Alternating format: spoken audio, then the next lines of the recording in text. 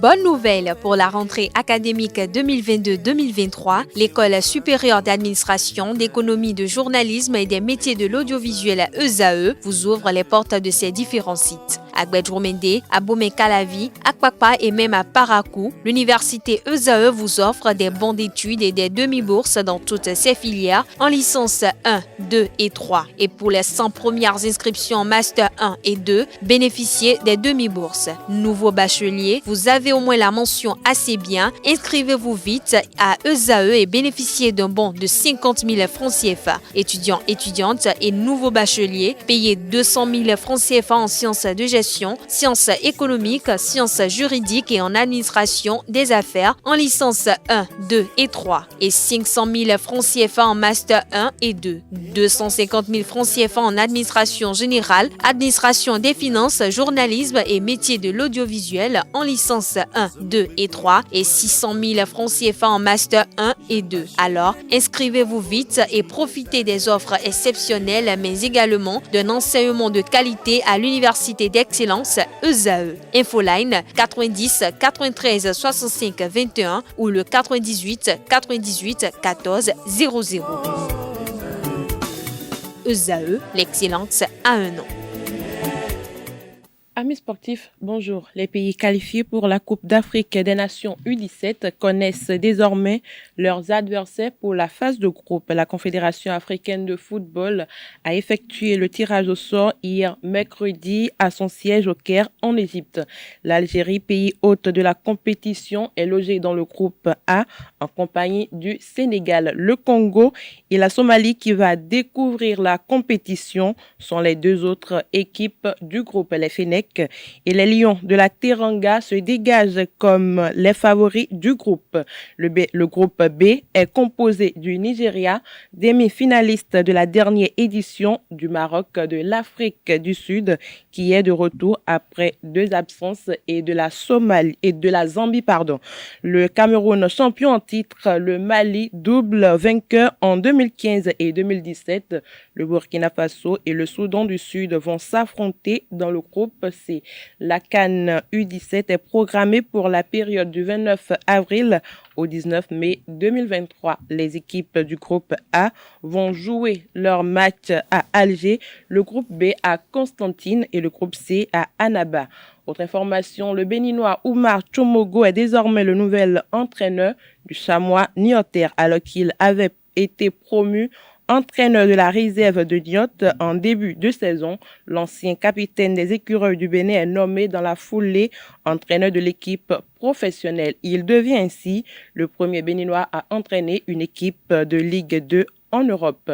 Le samedi 28 janvier 2023, Rodio FC a livré son dernier match de la première phase du championnat Ligue Pro Zone C au stade Omnisport de Comin face à Espoir de Savalou. Malgré sa victoire de 4-1, les hommes de Comin ont manqué la qualification en Super League Pro. Hervé Davaski, entraîneur adjoint de Rodio FC, commente ce résultat et apprécie les efforts de la Fédération béninoise de football. Il est au micro de Analdo. On a tout fait pour être qualifié, mais le dernier match a fait que Loto et Banigassé a pu gagner Loto. Et que bon, c'est les règles du football, on ne peut rien. Ça fait à l'année prochaine. Mais je pense qu'on a bien terminé le championnat en beauté quand même. C'est le match nul qu'on n'a pas pu faire avec l'auto à la maison, chez eux là-bas. C'est ça, sinon bon, on allait chercher les 1 point, mais c'est le football, on ne peut rien, c'est arrivé. On a encaissé, c'est fini. On se prépare pour le reste à venir. Je tiens à féliciter d'abord la fédération, le ministère, c'est super, c'est un bon championnat. Et il y a eu même des trucs là, de l'ambiance, de rigueur. C'est bien quand même, c'est bien. La fédération est à féliciter. Le Marocain Hakim Ziyech a vu son transfert au Paris Saint-Germain avorté par la commission juridique de la Ligue de football professionnel. Le joueur de Chelsea était pressenti en France pour évoluer avec le leader de la D1 française, le PSG. Malheureusement, il ne sera pas finalement. Le club de la capitale française a vu son recours devant l'institution du football français rejeté pour faute de retard dans les procédures administratives. Eurosport révèle que Chelsea a envoyé les mauvais documents à plusieurs reprises. Les clubs français avaient jusqu'à 23 heures pour envoyer les contrats et pour inscrire les nouveaux joueurs sur la liste des transferts internationaux. Le club anglais, de son côté, affirme que les pourparlers ont failli au niveau des négociations sur un éventuel transfert, dit le média. Une déconvenue qui n'arrange pas Ziyech, qui espérait se relancer, et le PSG qui souhaitait renforcer son flanc offensif. Lundi dernier, le joueur avait pourtant passé la traditionnelle visite médicale avec le Paris Saint-Germain.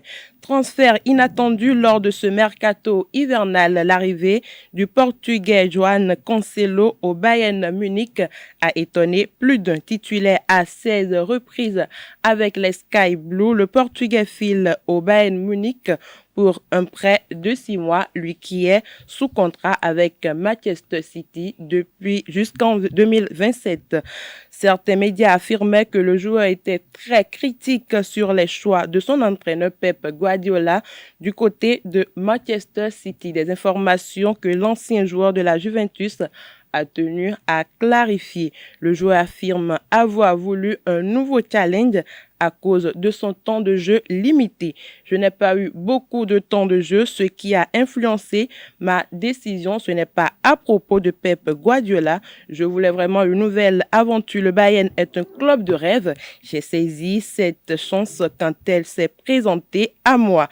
João Cancelo, déjà présent avec ses nouveaux coéquipiers au Bayern Campus, centre d'entraînement du club. L'entraîneur munichois Julian Nagelsmann pourrait l'aligner contre le Paris Saint-Germain dans quelques semaines en 8e de finale de la Ligue des Champions. C'est tout pour la page des sports de ce matin. Merci pour votre attention et à très bientôt.